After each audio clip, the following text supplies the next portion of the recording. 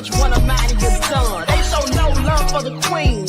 Why you hating on me? Is it cause I'm free and I got Malcolm X in my jeans? I got dreams like King Luther, shed blood like Kusa. You ain't helping my people, I ain't got nothing to say to ya. I want all the smoke like hookah. Talking reparations. America won't be great until they give us compensation. I'm like, I'm the hottest right now. See a bunch of lames out here trying to jock on my style. They be doing too much. I'm the queen, it's too easy. It's like they all in Popeyes, how they be talking so greasy. I just sit back and laugh while these haters get madder. So nefarious how they don't want my pockets with cheddar. I tell them they can do better. These snakes in the grass can leave a bite on your ass, cause y'all be trusting too fast. I got my foot on the gas, other one on they necks. Dropping receipts on haters, you better show some respect. I'm never facing regrets, we only facing the threat. This is the sound of Eric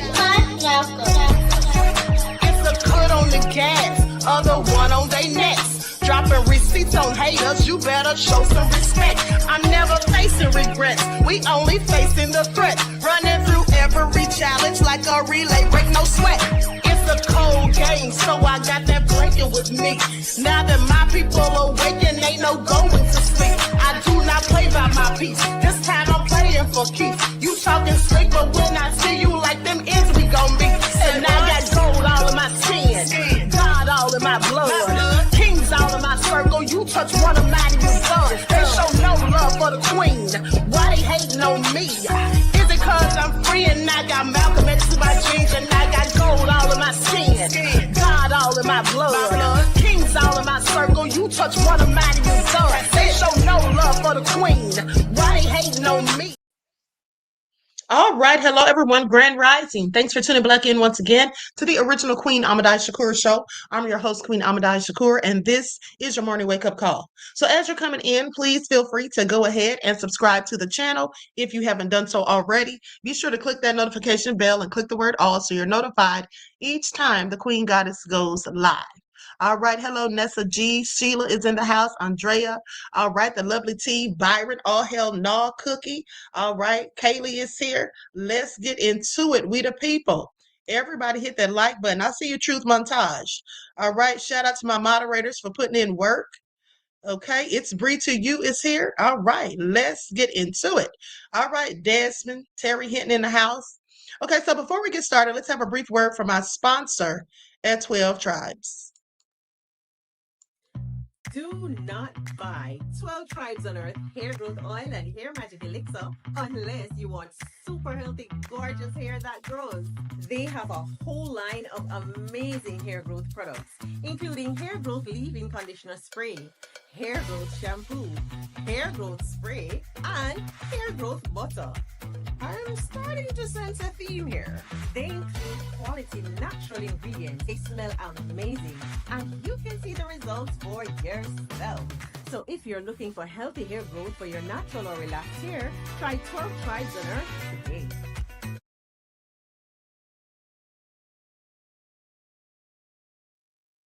All right, so don't forget you can purchase 12 Tribes hair oil at Etsy.com. Just look for Lisa Crafts. You can also find it at Walmart.com, and she sells beard oil as well. Okay, so let's just get into it because I told you all about the text leak scandal and how J.D. Vance basically tried to dismiss it as some minuscule event of boys being boys. We know how that goes. But now there seems to be more information coming out from the White House. They say that the racist text scandal explodes in the White House as mob boss staffer goes scorched earth with twisted revenge plot. Who knew? Ah, now I want you all to pay attention. Because didn't I tell you all that? Hey, Dee Dee in Dallas and Emperor Rex, Tylene is in the house. Didn't I tell you this already? Didn't I, in fact, tell you all that whoever leaked those texts, of course, knew what they were doing? They were probably sitting back, twiddling their thumbs and listening to everything that was being said and spewed, and they said nothing. They just sat there and took it all in. Hey, dangerous. So that they could basically expose the wrongdoers. But the interesting thing is the White House isn't mad at the people who leaked or who made the text. They're mad at the person who leaked it. All right, let's talk about it.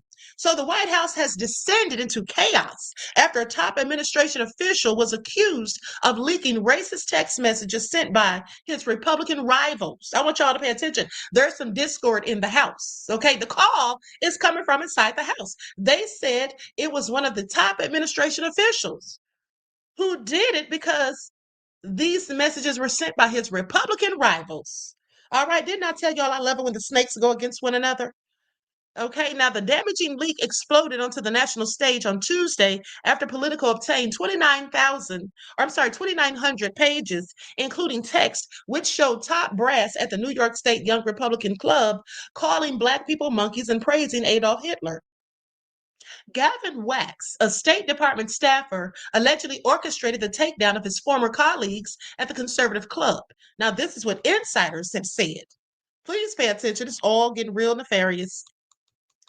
So, senior White House figures urged Wax to retract his leak last week as word of Politico's scoop spread. This is according to 4 Republican officials familiar with the situation. So, I want you all to pay attention. So, once this information came out that Politico was going to do the story, the White House, senior White House figures asked the person who did it, okay, to basically walk it back, to retract what he had done.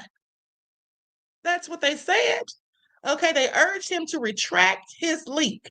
Now, an explosive affidavit from Michael Bartels, another Trump administration official, was delivered by Republican Party chiefs to the White House Office of Political Affairs on October the 7th. Now, it accused Wax of blackmailing him to obtain the leaked group chat. So he's claiming that Wax blackmailed him, and that's why he gave him the group chat. Now, 3 days later, the same office received a damning screenshot, text between Politico reporter Jason Bieferman and Wax, allegedly showing that he provided names, phone numbers, and background on individuals featured in the group chat. Now, White House officials confronted Wax about whether he leaked the information to Politico, and he denied the allegation, of course. Okay, now that's what a source familiar with the matter says. The White House did not deny that discussions took place to pressure Wax to kill the Politico story. But White House spokeswoman Anna Kelly said this random group chat has nothing to do with the White House, no matter how hard that you all try to make it so. Well, it actually does have something to do with the White House. You see, these young Republicans are likely were planning on being they were going to give them positions, I'm sure, at some point, but also the fact that the White House staff, the administration knew all about this before the story came out. And rather than them chastising the people who engaged in leaving these vile texts that were clearly hate speech, they went in on the person who leaked it and then tried to get him to retract what he had already leaked. So it has everything to do with them, not to mention J.D. Vance, how he tried to downplay it and minimize it. And then he basically called the person that leaked it, he basically called them a scumbag. I think the scumbags are the one who said the vile things, don't you? But let me continue. So Matthew Brassall, the director of the Office of Political Affairs, did not respond to an email request for comment. I bet he didn't. Nobody's got anything to say.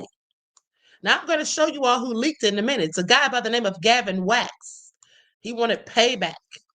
And I find it interesting that the White House is upset about someone wanting payback, one who engaged in revenge. Because isn't that what they all said that they would do after the demise of Charlie Kirk? Didn't they talk about avenging his death? Didn't they talk about revenge themselves? So I find this all very interesting. Okay, it's okay for them to do all these things, but nobody else better not do or say what they do. However, those close to Wax are denying that he's the culprit. Now, a source insisted that he's being scapegoated as the Republican Party desperately attempts to divert attention away from the vile text. It's a classic case of muddying the waters. This is what a source says. The fact is that Gavin does not like these guys in any way, shape, or form. He thinks they're pieces of ish. But that doesn't mean he's the one who leaked the text exchanges. Vice President J.D. Vance poured cold water on the scandal on Wednesday morning, dismissing the text as a college group chat. But the damaging leak, including text about gassing opponents, risk undermining attempts by Donald Trump's party to position itself against violent political rhetoric following the assassination of Charlie Kirk. Well, to me, they're the ones spewing violent political rhetoric.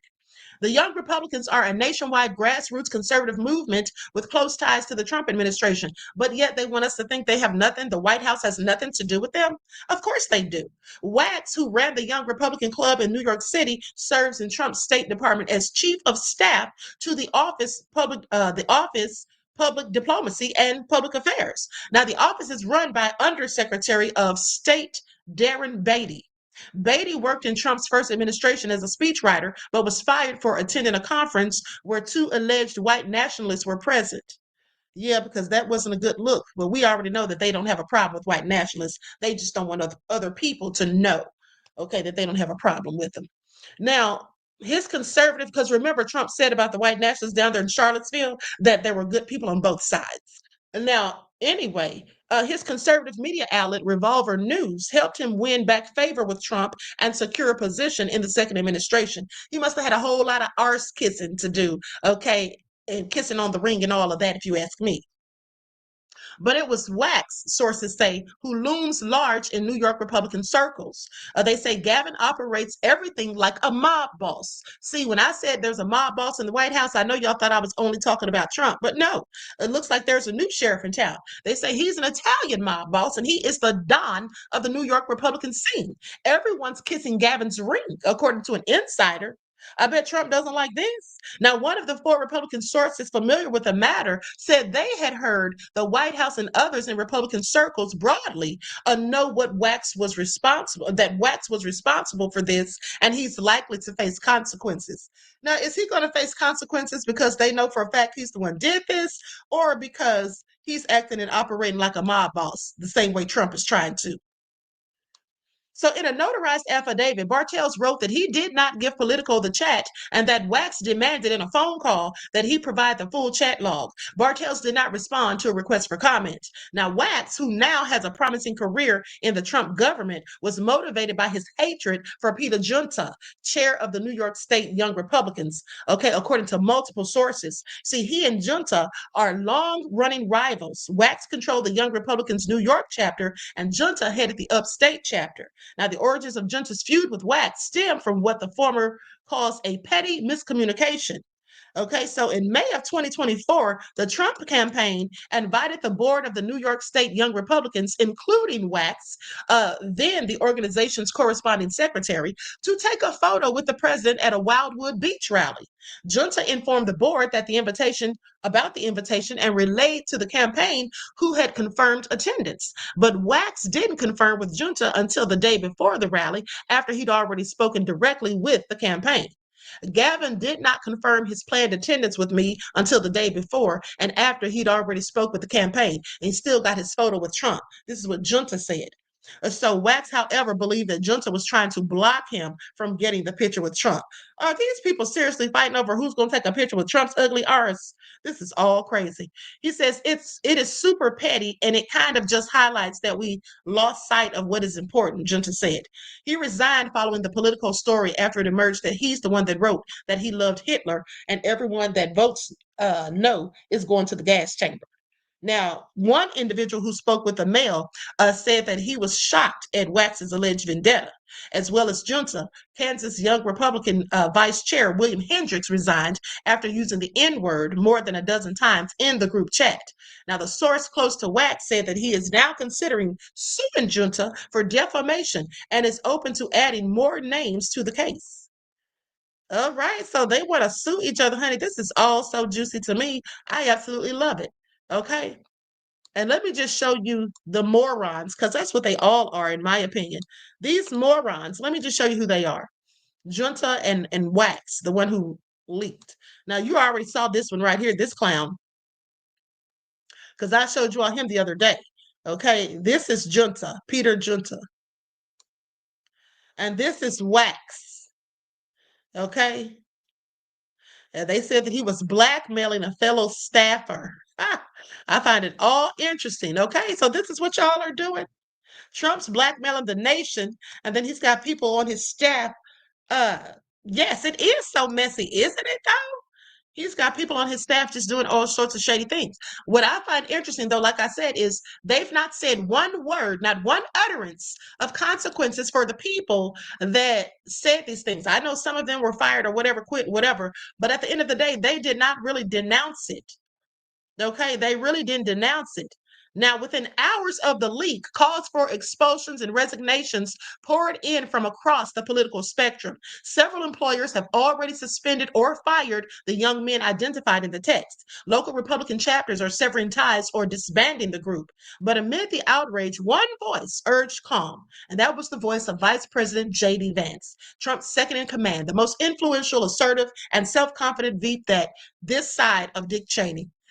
What a joke. Has been building up his own distinctive brand, a curious hybrid of Yale egghead, millennial dad, MAGA paragon, a Trump disciple, faithful Christian, and teen bully with a little slice of as yet unspecified leadership chops, which he is holding in reserve for his inevitable, if TDB, presidential run. The former hillbilly elegy author, known for his pugnacious defense of ordinary guys under attack, mocked the uproar online as pearl clutching. He likened the chat to a college dorm conversation gone wrong. That tone has half dismissive, half defiant, set off another wave of fury. Even some of Vance's usual allies were appalled. News Nation commentator Batya Ungar Sargon, normally a Vance sympathizer, called it disgusting and said it was bad politics. And among the loudest voices demanding accountability were not journalists or Democrats, but young Vance supporters themselves. Why not say clearly that this stuff doesn't fly? This is what someone asked, okay? We should take the soil that this kind of conversation can happen, okay, and salt it. JD Vance, who I really, really like and really hope is the next president of the United States, just to see the type of response that he gave. Why not the aggressive and say this ish should not fly in the Republican Party? Now, the young Republicans have long served as a feeder network for the conservative elite, a place where future campaign managers and press secretaries cut their teeth. Now the leaks have turned this pipeline into a liability. Party elders fear that the affair could stain efforts to portray the GOP as a broad, inclusive movement.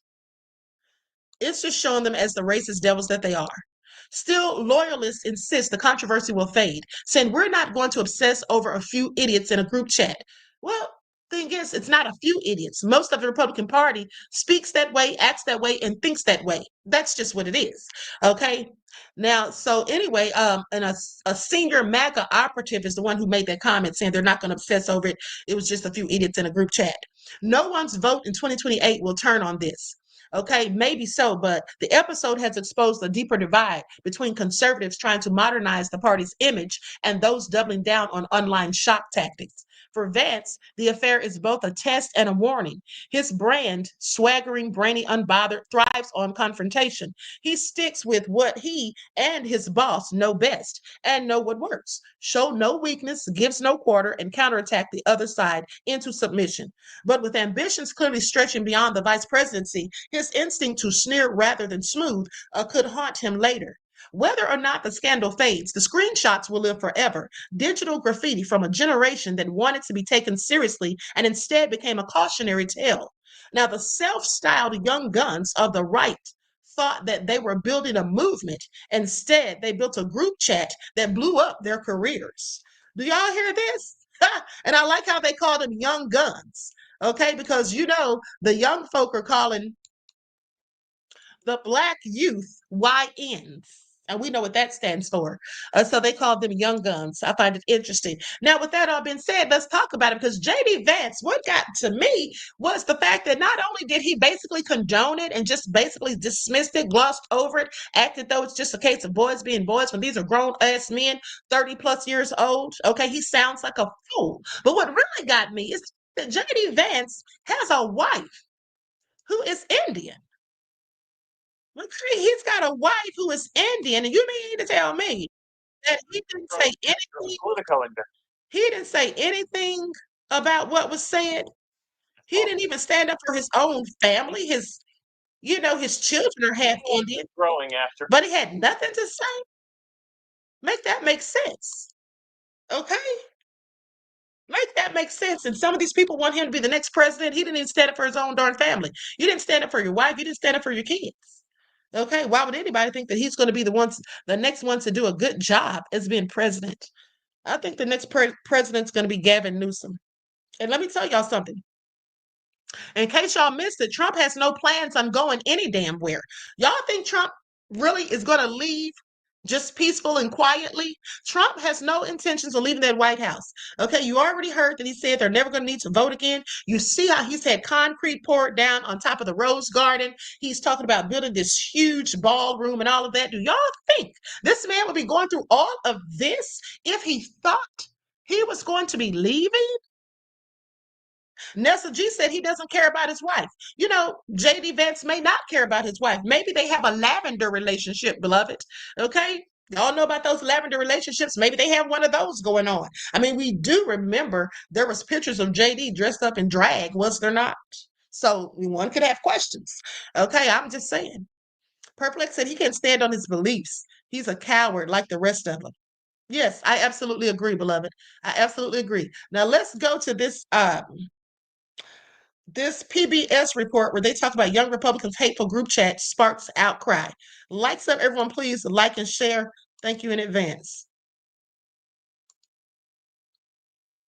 A Politico investigation revealed offensive and vile text messages exchanged in a private Young Republicans group chat. The report details racist, homophobic, and anti-Semitic language shared among about a dozen members over several months. To talk more about what the messages reveal and how party leaders are responding, we're joined now by Politico reporter Emily No, who broke the story. Thanks for being with us. Yeah, thank you for having me. So we have screenshots of these messages in question based on your reporting. Some of what's on screen here includes racist and anti-Semitic slurs, homophobic, sexist messages. There's talk of putting political opponents in gas chambers, threats of rape and violence. This is just a glimpse of what you uncovered across thousands of Telegram messages. I understand several of the people involved have already lost their jobs. What more can you tell us about the fallout and who's been affected?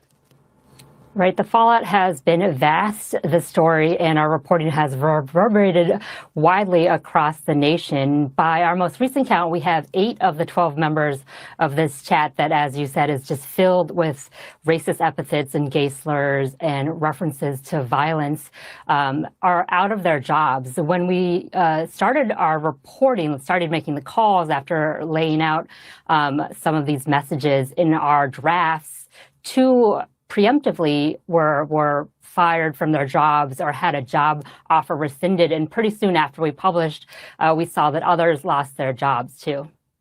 And the response has reached the highest levels to include the White House. Here's what the Vice President, J.D. Vance, said about this yesterday. The reality is that kids do stupid things, especially young boys. They tell edgy, offensive jokes like that's what kids do. And I really don't want us to grow up in a country where a kid telling a stupid joke, telling a very offensive stupid joke, is cause to ruin their lives. So people can read your reporting and decide for themselves if these were kids telling stupid jokes. But who were the people in this chat and what positions did they hold within Young Republicans? Right. So this is a slate of Young Republican Club leaders who were in positions of power and influence. By Young Republicans, we're not talking about kids here. We're talking about a membership that is as old as 40. So by and large, could be the vice president's peers and peers to a lot of folks who are working on the Hill in Congress. Now, please, at this moment, pay attention to the hypocrisy of it all, because he's saying that these young kids, and they're not kids, they're literally grown men in their 30s. Okay, it's so annoying when they try to call these grown men in their 30s kids, and they do this a lot. The right does this a lot. If you remember, the guy that was in the Olympics, that was the swimmer, I believe it was, or was he a runner? Anyway, the guy went over there and lied and said that he got robbed. Now, come to find out, he lied and said that he got robbed because he was late for practice or he missed practice or something like that. Okay? You all remember that? And then when he did that, they just said, "Oh, it's just boys being boys." And it was just a boyish prank or something. This dude was 32 years old. Okay? 32 years old. I find it all so interesting. It was Ryan Lochte. That was in 2016. Falsely claimed that he and three teammates were robbed at gunpoint by men posing as police officers after a night out. Surveillance footage later showed that the incident actually stemmed from the swimmers vandalizing a gas station bathroom and getting into an altercation with security guards. She lied. And that's what they came and told. It's just boys being boys. This dude was 32 years old. Far from a boy. But this is what they do. But when it's black children who are literally children, 10, 11, 12, on up into their teens, they'll make them into adults. Okay, call them young men. But with them, grown ass men, actual men, they call them boys. We had top aides to New York state legislatures. We had a sitting state senator from Vermont, and we just had folks who were poised to be the next generation of Republican leaders. And we positioned our story and our reporting as this is how young Republicans are talking when they don't think anyone is listening. This is how they talk in private. Yeah, that is how they talk in private. Here's the thing. Not only are they hypocrites and just say such contradictory things, because JD Vance is saying their lives should not be ruined. But aren't they the same ones who said that if anyone said anything disparaging about Charlie Kirk after his demise, they would try to get them fired from their jobs? So they wanted people who said things about Charlie Kirk, who told the truth about him and his racism and the hate speech that he spewed. Those people who felt that way, they wanted them punished, wanted to call and have them lose their jobs and all those types of things. Kicked out of the military and all of that. But now, because it's young Republicans, they don't deserve to have their lives ruined. That's what JD Vance said. Low down, dirty demon. See, it's do as I say and not as I do. Okay? That this is the speech of Republicans today who are going to be the leaders of the party tomorrow. Some Republicans have condemned these messages outright. Others are trying to shift the focus, citing the leaked text from the Virginia Democratic Attorney General candidate Jay Jones, who appeared to threaten a Republican lawmaker. How are GOP leaders, for the most part, framing this moment? So it varies, of course, but we see now, and it's to be expected in this political climate, a lot of congressional Democrats and New York Democrats, including Governor Kathy Hochul, who are seizing on this and capitalizing on this to use against their Republican rivals, including those who immediately condemned these text messages. But what's this latest set of remarks from Vice President J.D. Vance?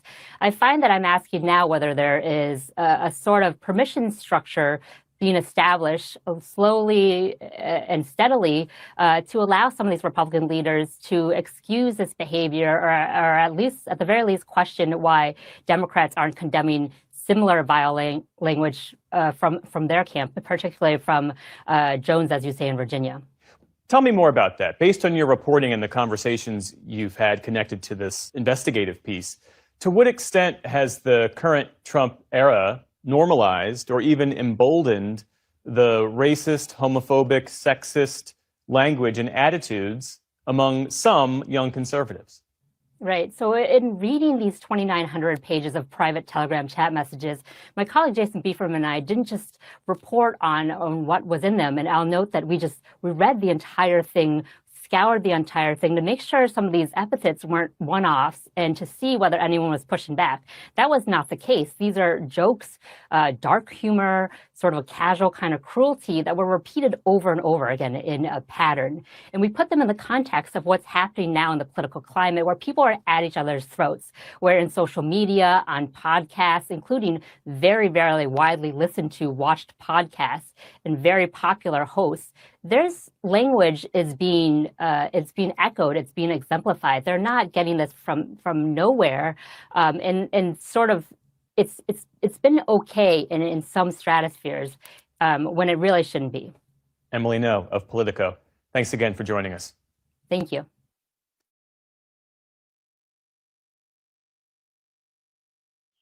All right. So with that all being said, I find it interesting that they won't just come out and publicly condemn this stuff. And of course not, because that's the way they all think too. And these are the same things that they say behind closed doors. Okay, that's why they're going in on the person who leaked it rather than going in on the ones who actually typed the text.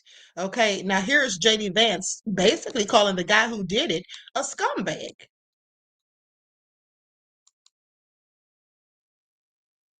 By focusing on what kids are saying in a group chat, grow up. I'm sorry, focus on the real issues. Don't focus on what kids say in group chats. But there's another angle to this that I just have to be honest about. I mean, I'm like an old guy at this point. I'm 41 years old. I have 3 kids.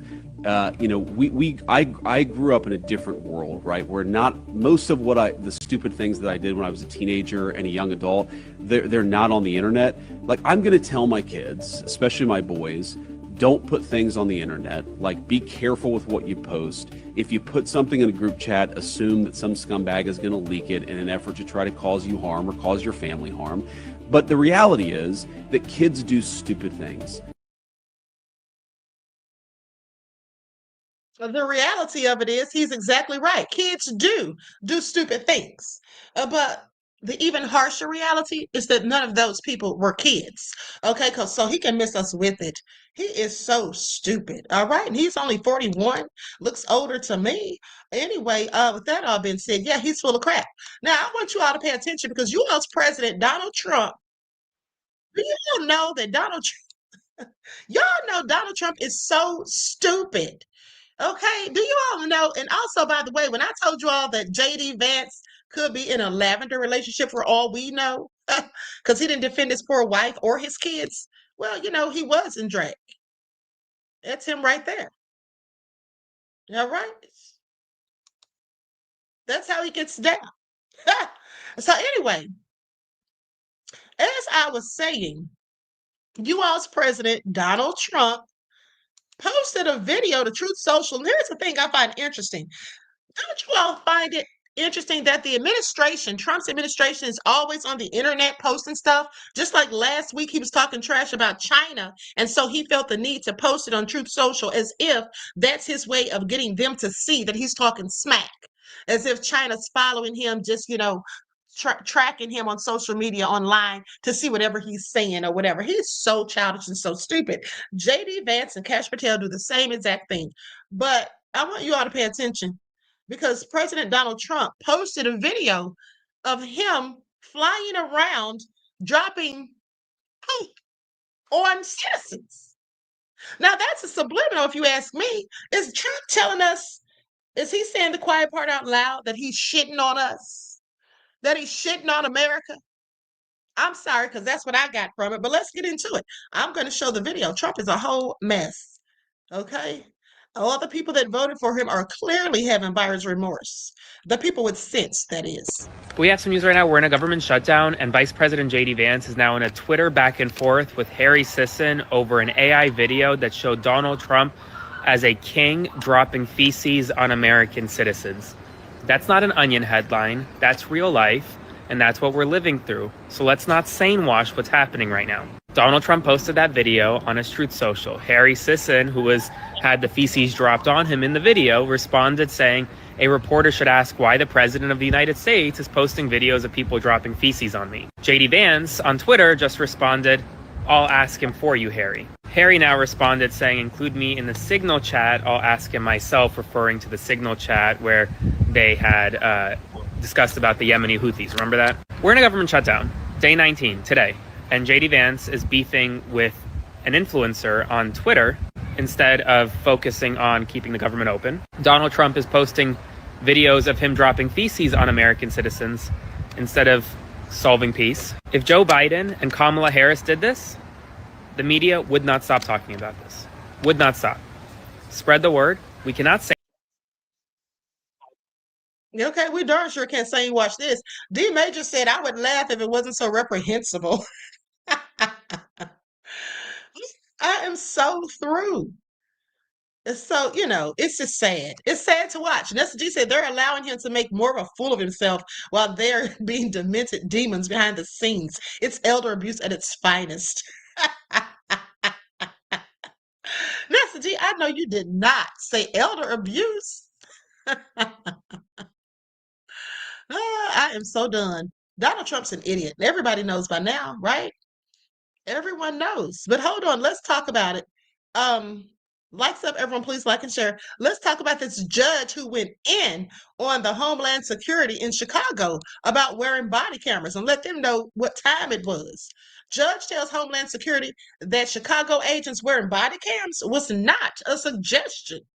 Okay, so a judge again Friday ordered agents in Chicago for immigration operations to wear and turn on their body cameras, telling them that was not a suggestion. Now, U.S. District Judge Sarah Ellis issued the order Thursday, citing concerns about increasingly violent clashes between federal agents deployed in Operation Midway Blitz and the public, and their use of tear gas against protesters. So Ella said that her order requires any federal agents working under Operation Midway Blitz to wear body cameras and keep them on during all law enforcement activities. Now, in a follow-up hearing Friday, as Judge Ellis prepares to hear testimony from Customs and Border Protection and U.S. Immigration and Customs Enforcement on Monday about their use of tear gas and other deterrents in Chicago's East Side neighborhood earlier this week, she reiterated her requirement for body cameras. She said, "Maybe I wasn't clear yesterday. That wasn't a suggestion." This is what she told the lawyers for Trump's administration, honey. She said, "I am modifying the temporary restraining order to include body-worn cameras." Honey, this judge isn't playing around. It's not up for debate, she added. Now, federal agents at large wear body cameras, but federal agents in Chicago have not been doing so. She says this was not a suggestion. It wasn't a hint. It wasn't a topic of discussion or conversation. It was an order. So I will enter it today, and then I will expect that it will be followed. Honey, she told them.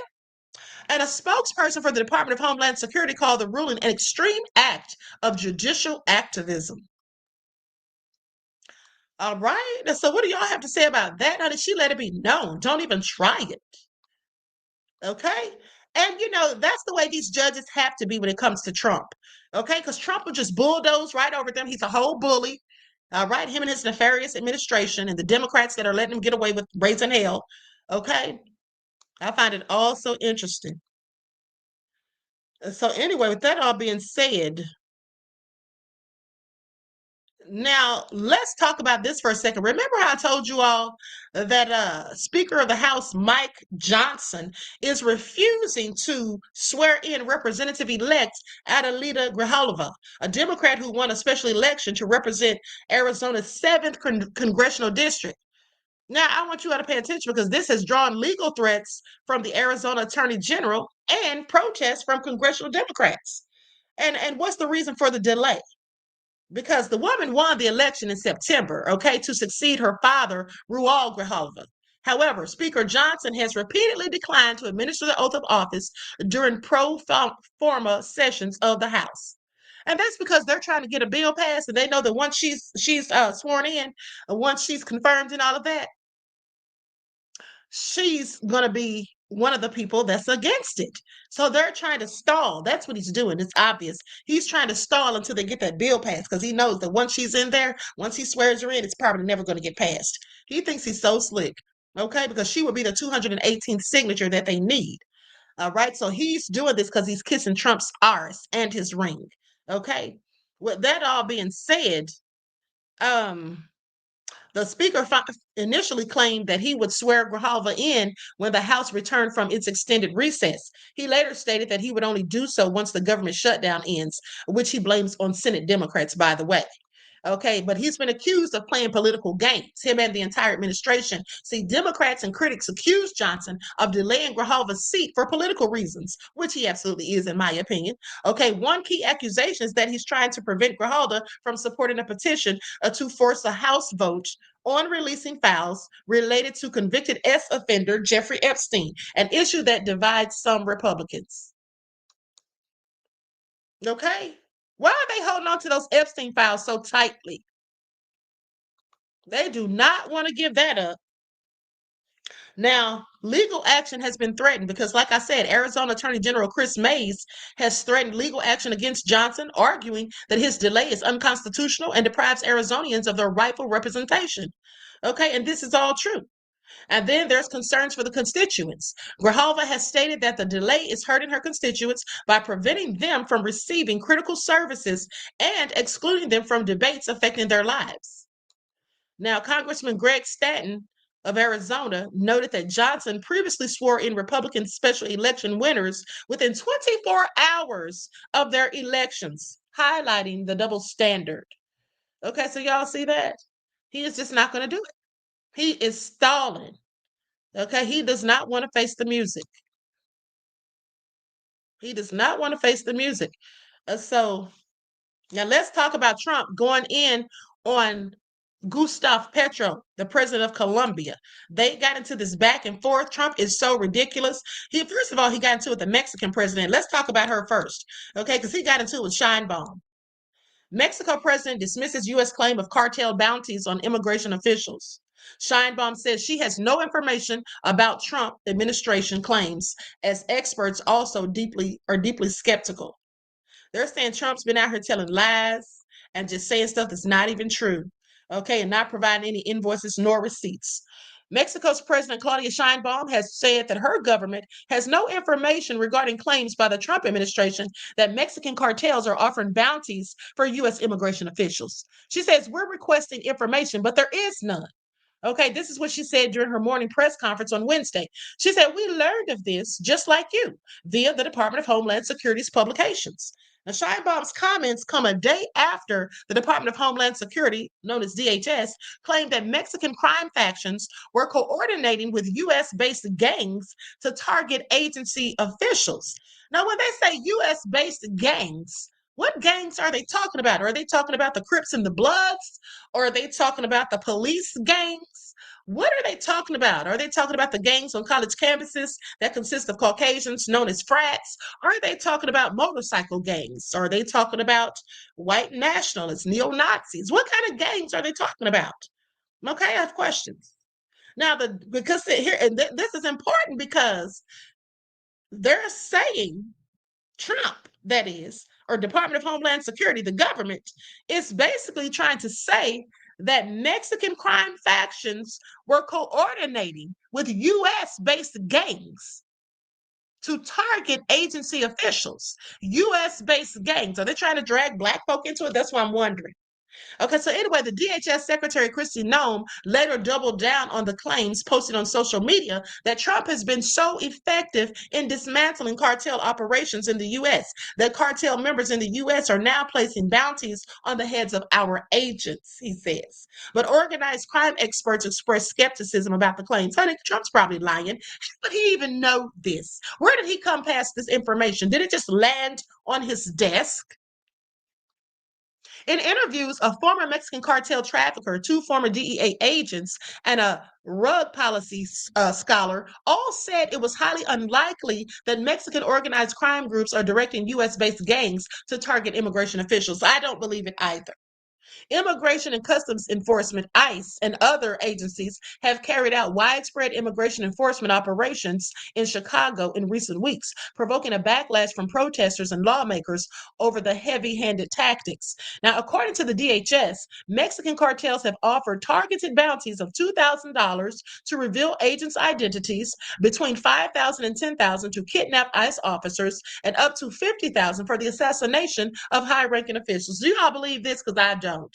And if this were true, which I doubt it, but if it even were true, again, how did Trump come across this information, and why isn't he saying where he got it from? Why isn't he providing the proof and receipts? Or is he just saying this? Because that's what I think. Okay, do you all believe any of this? Okay, East meets West said if they can't name the gangs, then how can it be legit? Where's the proof? Exactly. Just like he blew up those boats and said that those people were smugglers. Okay, but I've heard different, and we'll talk about that in a minute. Okay, so anyway, but the claims were dismissed out of the hand of Margarito Flores, a former Sinaloa cartel rug trafficker in Chicago, who said that targeting U.S. officials in the U.S. Would place unwanted attention on the criminal groups whose priorities are commercial, not political. So basically saying, look, we don't have time for that. There's no way in hell that we be targeting U.S. officials. That's going to bring too much heat down on us. Okay, we're just trying to do our dirt in peace. So this is all about commercial, not political. Now, Flores did not discard the possibility of individual gang members attacking officials, but said the claim of cartel bounties was ridiculous. At his arrest, Flores cooperated with the U.S. government and now trains law enforcement officers around the country on topics related to Mexican organized crime, saying there's the unspoken rule that you don't mess with law enforcement, period. Mexican cartels know the ramifications of that, he said. Now, Mike Vigil, the former chief of international operations for the DEA, who worked in Mexico for years, also rejected the claims, saying the cartels are not going to target ICE and CBP, Customs and Border Protection, because it would bring more heat on them. It would hamper their organizations in terms of funneling drugs into the United States. Now, the origin of the allegations remains murky. Earlier this month, a DHS press release alleged that an informant told authorities that a Latin Kings member had put out a hit on the Border Patrol chief, Gregory Bovino. Oh, okay. Wait a minute here. Because did they say Latin Kings? So I see how they're trying to make this all connect, because the Latin Kings would have a vested interest in going in on ICE because ICE is deporting their people. Now, I'm not saying they are. Trump's still probably lying, but at least that makes more sense. Because I'm thinking, honey, I know you're not talking about the Bloods or the Crips, honey. Don't try to drag us into it, because America's clearly going down like a sinking ship, like the Titanic, but don't take us with you. Okay? But the DHS has not provided any evidence that the alleged hit came from a Mexican organized crime group. According to Flores, local gangs like the Latin Kings have limited affiliations with Mexican criminal groups. They say they might be customers of the drug cartels, but they are their own organization run by gang members. Cartels don't have authority.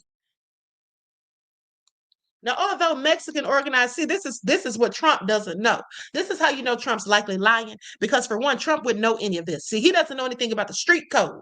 All right, Trump doesn't know anything about the code of the streets. So he doesn't have sense enough or wherewithal to know that these gangs, street gangs, have nothing to do with cartels. Okay, they don't intermingle unless they're picking up something from them, like purchasing illegal stuff from them. But what they don't do is have like a hierarchy where the cartels are telling the drug dealers what to do. That's basically what they're saying. Trump, please sit down somewhere. Your story's not making sense, and it's definitely not adding up, and the math isn't mathing.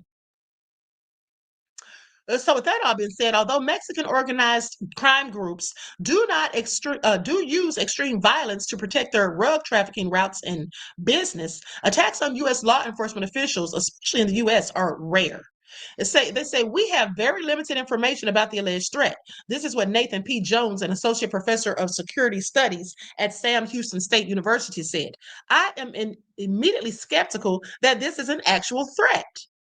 Mexican crime groups have targeted U.S. officials in Mexico, including a notorious case from the 1980s currently playing out in a U.S. federal court. But that's in Mexico.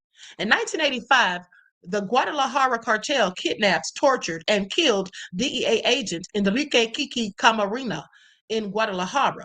Now, that murder prompted the largest ever homicide investigation by the DEA, which even deployed bounty hunters to capture several of the suspects. Now, the crackdown eventually led to the fracturing and dissolution of the Guadalajara cartel, and one of the cartel leaders allegedly responsible for the case is currently being prosecuted in a New York court.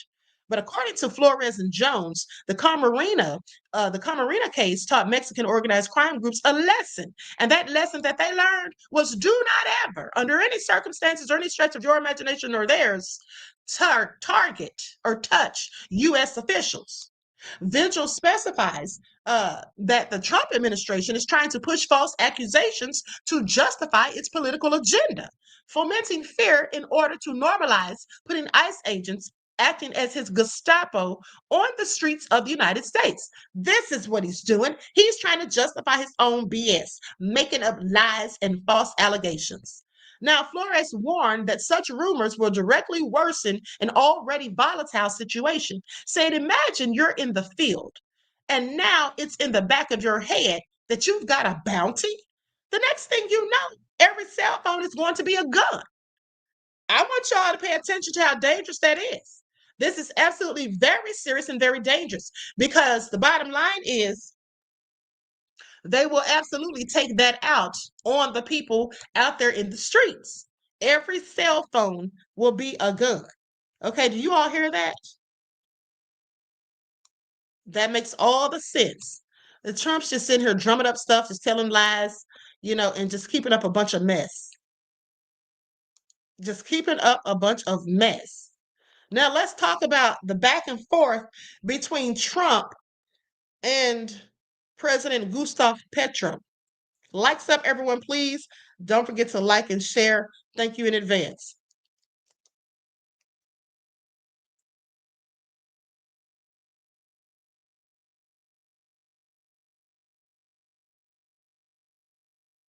Hold on, beloveds.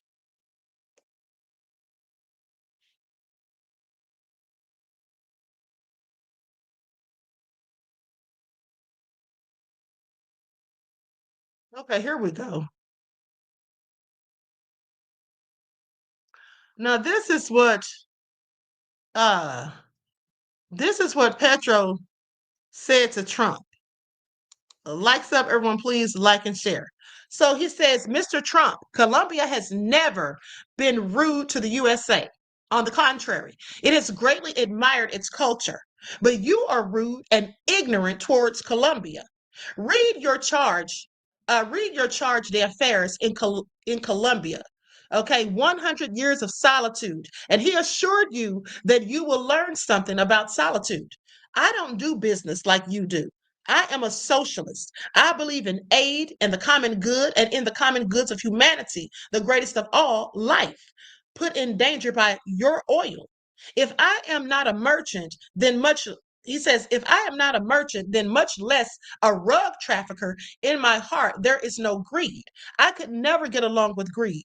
A mafioso is a human being who embodies the best of capitalism, greed. And I am the opposite, a lover of life, and therefore a millennial warrior of life or for life. Greed flees from us because life is more powerful. Ooh, honey, he told Trump, okay, Trump needs to sit down somewhere, just going around here starting mess. Then he reposted what Kevin Hartman posted, saying a head of state cannot so lightly presume to tell a president of Colombia that he is a leader of rug trafficking. It is an unacceptable disrespect. The vulgar mishandling of the pain we have endured as a nation as a result of that terrible scourge must be rejected. Because Trump called this man an illegal rug dealer. That's what he called a president. Okay? And he has no reason to think that that man is doing such. Now, Gustav then reposted this, where Ben Norton posted saying Trump is a maniac. While waging war on Venezuela, he now threatens to attack Colombia too, although he can't spell it correctly. Trump falsely claims Colombian President Petro is a rug leader. Okay, this is a total lie. Now he's threatening sanctions and attacks. All right. And this is what Trump posted. This was his response to what Trump posted. President Gustavo Petro of Colombia is an illegal rug leader, strongly encouraging the massive production of rugs in big and small fields all over Colombia. It has become the biggest business in Colombia by far, and Petro does nothing to stop it, despite large-scale payments and subsidies from the U.S. that are nothing more than a long-term ripoff of America. As of today, these payments or any other form of payment or subsidies will no longer be made to Colombia. The purpose of this rug production is the sale of massive amounts of product into the United States, causing death, destruction, and havoc. Petro, a low-rated and very unpopular leader with a fresh mouth. Do y'all hear that? Trump thought he went in. He thought he Okay, please pay attention. He's going in on this man and calling this man a rug dealer and all of that, where Trump is a whole criminal himself. Okay, so next he says, this is what Petro posted.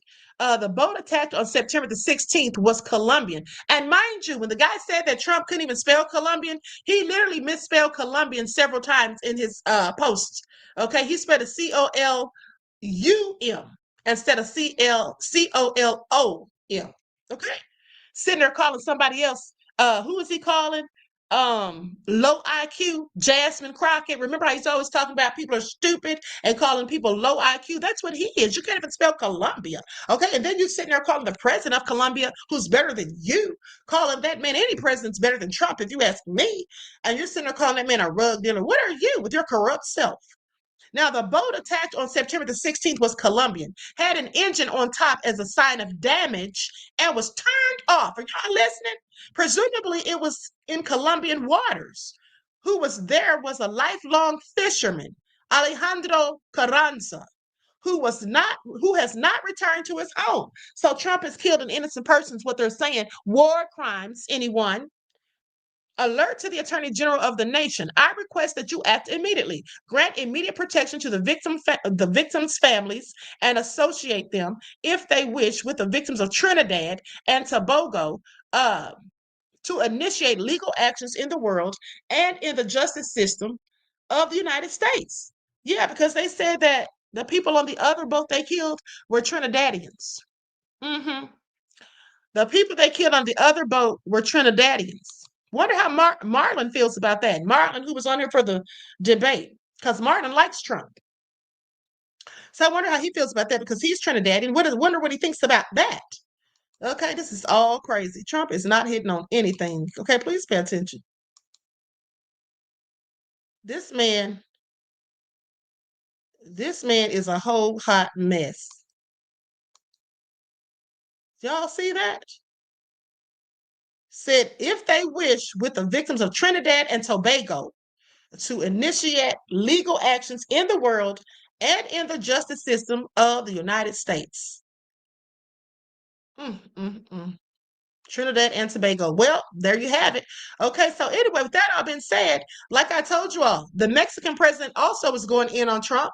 Okay, because he's trying to say that the Colombian president is a rug dealer. She didn't like that. Okay, and she also said, she emphasized that Mexico's sovereignty, and stressed the importance of dialogue with the United States. On one occasion, both Sheinbaum and Petro responded to Trump's statements comparing capital cities' homicide rates, each rejecting the characterization of their cities as among the most safe. Sheinbaum reaffirmed Mexico-U.S. ties amidst tensions involving Colombia and the U.S., but did so in the context of Mexico's own diplomacy rather than explicitly defending Petro. Okay? So she did say that Petro, the Colombian president, is not a rug dealer. Trump needs to stop lying. That's what he needs to do. Okay, so we're about to be out of here. I just want to give one more bit of news. Okay, likes up, everyone, please like and share. Hold on, beloveds.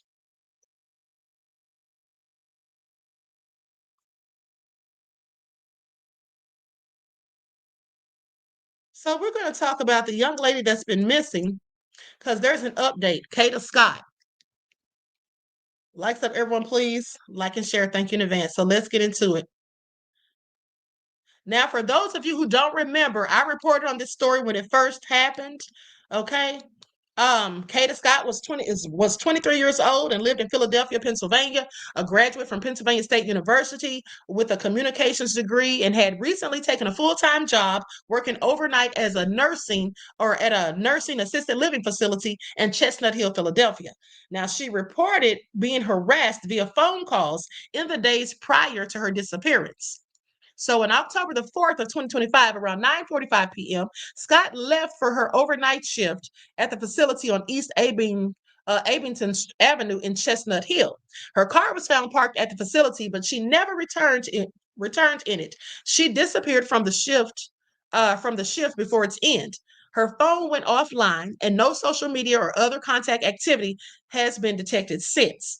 Then, on October the 15th of 2025, Philadelphia Police Department arrested Keon King, age 21, charging him with kidnapping and related offenses in connection with Scott's disappearance. Now, he was the last person known to be in contact with her the night she vanished. Physical evidence was found at an abandoned school on the grounds of Ada H. Lewis Middle School, which was vacant in East Germantown, adjacent to the Arboretum.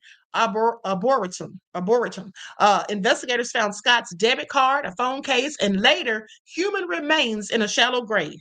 On October the 18th, human remains were discovered in a shallow grave behind the school. DNA and official identification processes were underway to determine whether they belonged to Scott. Okay, now the case has been escalated to the homicide unit, though initially it was just a missing persons investigation. It now incorporates homicide investigation resources, and the FBI is also assisting. Now, the PPD continues to treat the case with urgency. The family has launched a GoFundMe for reward, okay, for credible information. Very sad story. So let's go to the updates. Now, there was a $12,000 reward offered, and this latest update came out today. Okay, it says new details released, suspect charged with arson and tampering with evidence. Right now, homicide charges have not yet been filed against Keon King as the district attorney's office continues to investigate. Okay.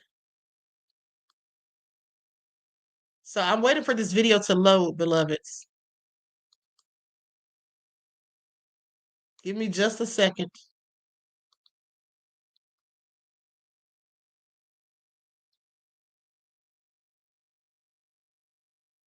Okay, here we go.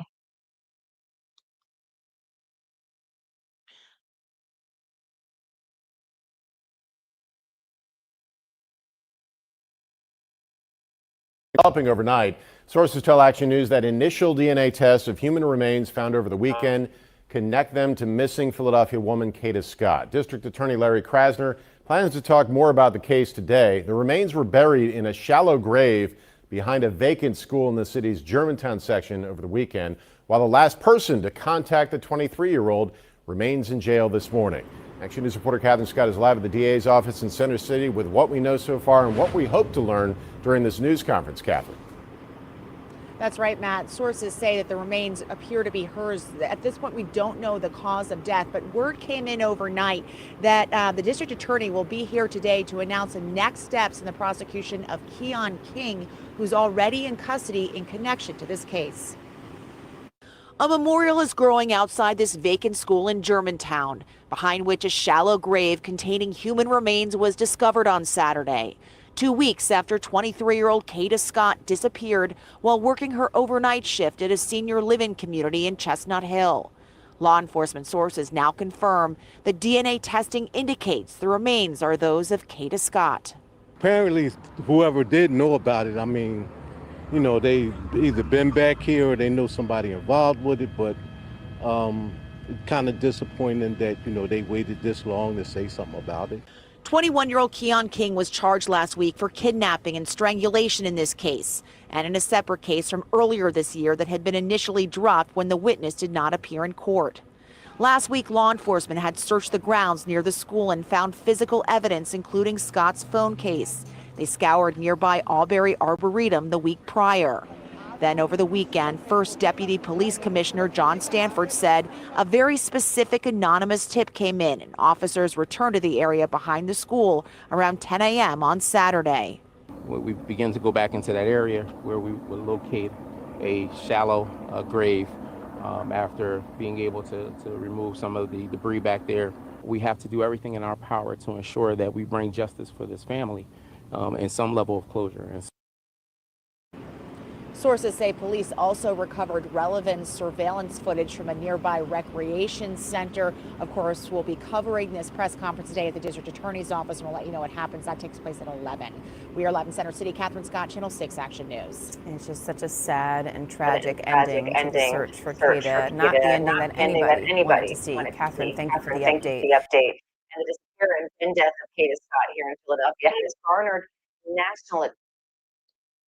Well, that's really sad to hear. Okay. That is really sad to hear. And here's the culprit right there. Look at him. He looks like he did something nefarious. She was such a beautiful young lady. I really, really hate to hear that. Prayers and condolences to her family. So very sad. But, you know, after they caught him or whatever, I figured that was going to be the case. Red said, I was just thinking he's ugly. Okay. Leon said he got some dead eyes. So yeah, this is really going to be really, heartbreaking for the family, I'm sure, because they just did a video a couple of days ago speaking out and asking help for anybody to, give any information and please for her to return home safely. We're going to go to that clip and then we're out of here. 2 weeks since 23-year-old Kata Scott went missing. Philadelphia District Attorney Larry Krasner giving new details on the suspect in her disappearance. Keon King, and asking any other potential victims to come forward with any information in this case. Thanks for joining us here on Fox Local on the 10 o'clock news. I'm Jason Martinez. And I'm Dawn Timony. King has been arrested and charged with kidnapping Scott, but there is still no sign of where the young woman could be. And Ellen, you've been speaking with family members who have lots of questions, but obviously just want her home. Yeah, absolutely. So many questions surrounding why Keon King was out on bail after being accused in another case. But really, Kata Scott's family, they just want answers. And they say what really matters now is just getting her home. We're just trying to stay hopeful, and we just want, Kata to come home, and we just want some information. We got to keep praying. We got to keep hoping. We got to keep believing. We know the city of Philadelphia is behind us.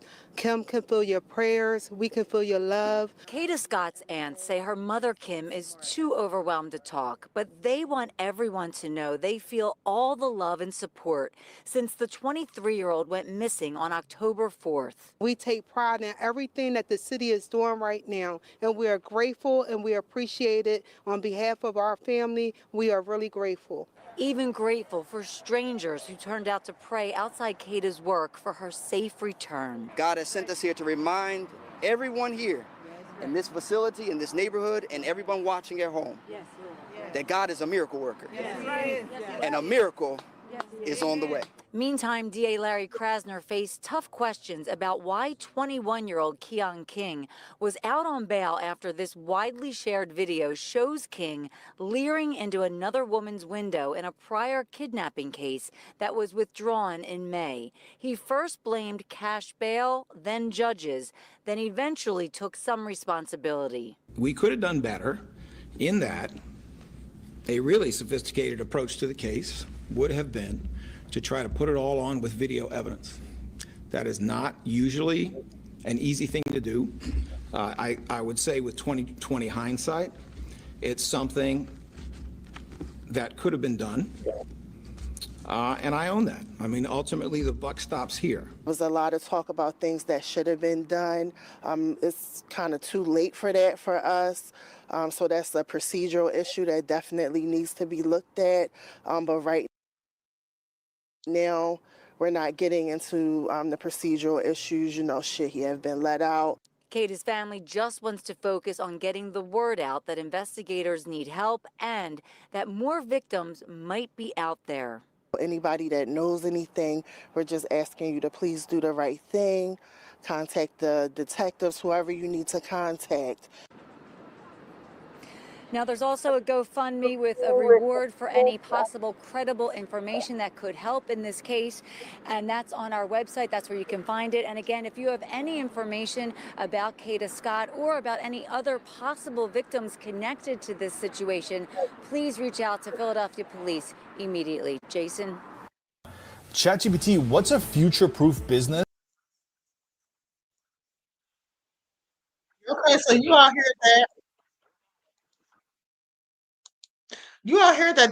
That is so very sad, as I said, but I want you all to pay attention. I'm going to go ahead and tell you all this right now. This dude is likely a whole serial killer.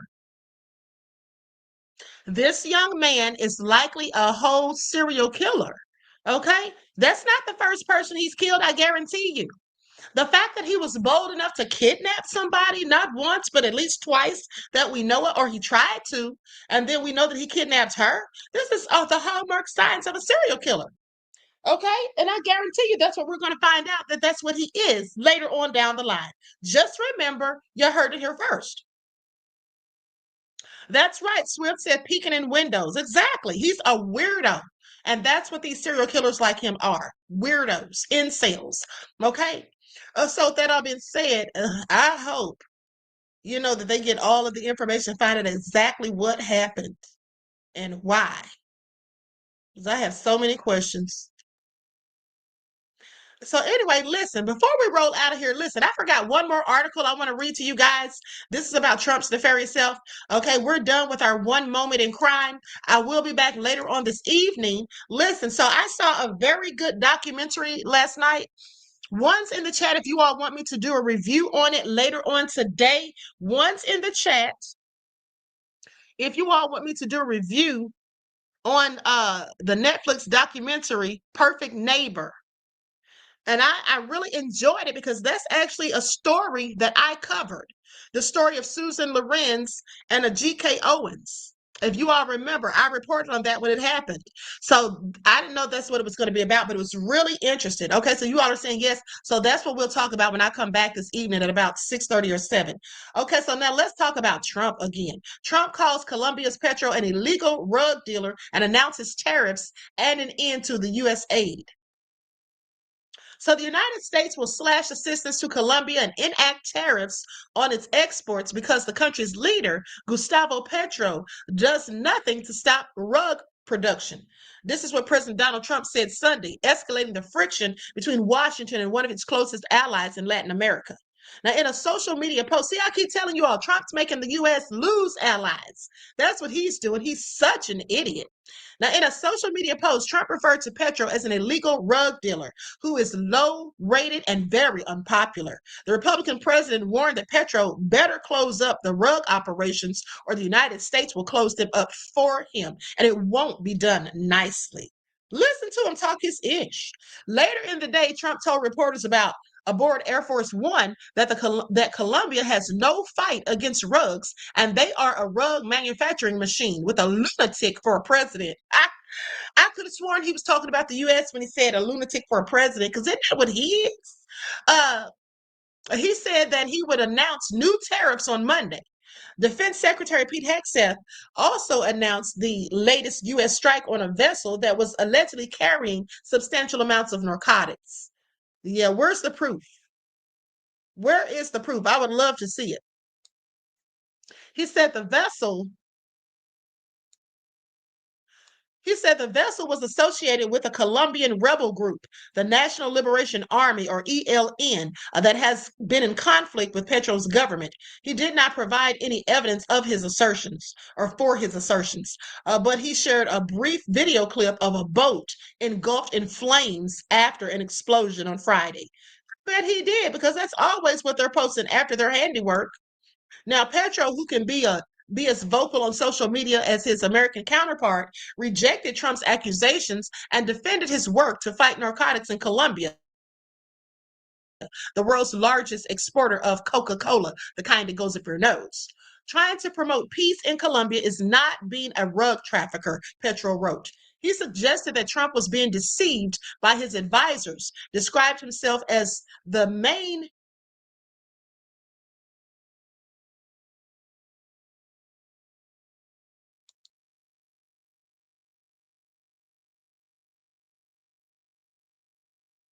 Okay, I don't know what is going on here. Something crazy just happened to the screen. Okay, so anyway, goes on to say, he said the vessel was associated with a Colombian rebel group, the National Liberation Army, or ELN.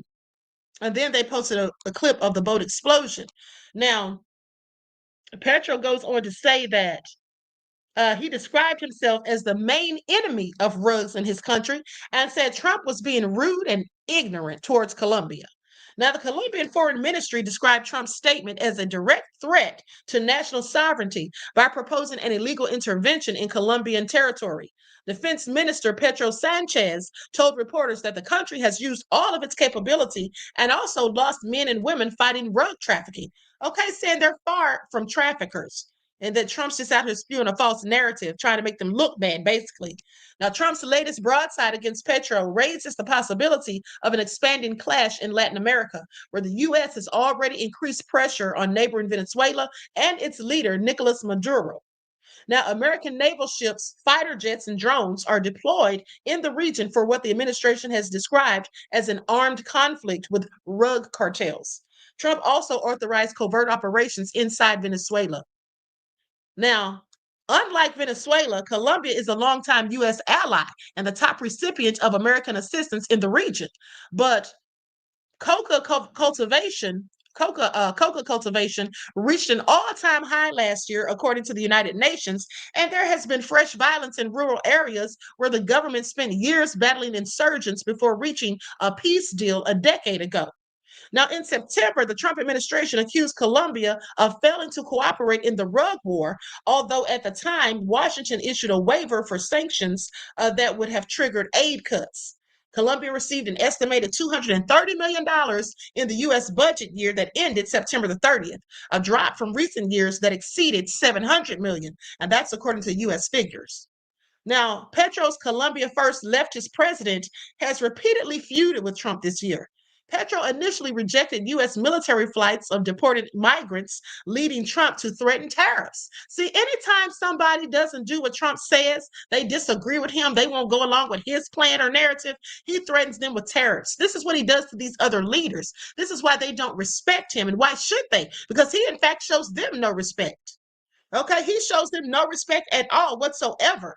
But he thinks that people are supposed to bow down to him. Everybody's not going to do it. Okay, everybody is not going to be so quick to just jump when he says jump. Now, the State Department said that it would revoke Petro's visa when he attended the UN General Assembly in New York because he had told American soldiers to disobey Trump's orders. Petro and Trump have also been at odds over American strikes on boats in the Caribbean. Now, on Sunday, Petro strike that he said killed a Colombian man by the name of Alejandro Carranza. Petro said Carranza was a fisherman with no ties to any sort of drug trafficking, and his boat was malfunctioning when it was hit.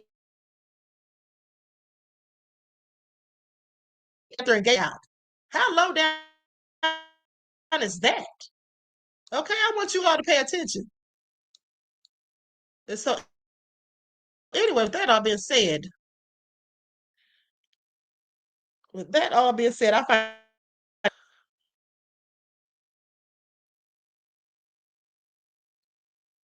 okay, so listen, something is going on with my computer. I'm not sure what it is. So I'm going to go ahead and conclude the broadcast. That was the last order of business we had to discuss anyway, but I will be back later on, like I said, and we'll talk about the perfect neighbor.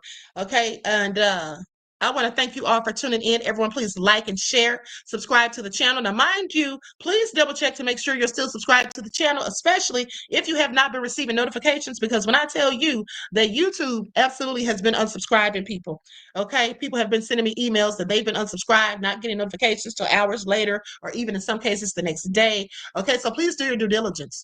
All right, so with that all being said, I love you all to life. Each one teach one. That's how we grow and thrive. Do something productive, constructive, but never destructive. And always remember, beloveds, to keep the Most High first in your lives. Peace. Hey,